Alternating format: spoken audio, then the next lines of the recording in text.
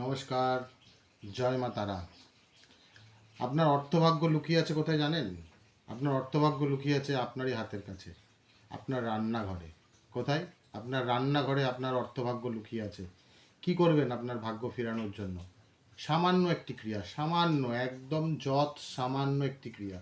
সেটা হলো একটু গিয়ে গুঁড়ো হলুদ আছে, গুঁড়ো হলুদ আর দারচিনির গুঁড়ো, যে দারচিনি কাঠের মতো এরকম বড় বড় দারচিনি হয় না, রান্নার কাজে লাগে, দারচিনির গুঁড়ো একত্রে মিশাবেন।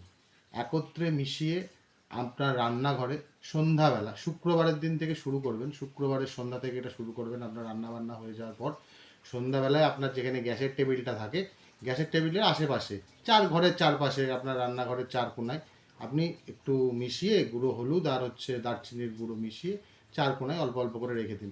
রাখতে থাকুন 43 দিন, মাত্র 43 দিন। 43 দিনে আপনার ভাগ্য পরিবর্তন হবে, হতেই হবে। এটা 100% পজিটিভ এনার্জি আসে, 100% ফল দেয়। আপনি করে দেখুন, 100% কাজ হবে। নমস্কার, জয় মা তারা। আমার মেসেজটি ভালো লাগলে সবার মধ্যে শেয়ার করে দেবেন, আমার চ্যানেলটিকে ফলো করবেন। নমস্কার।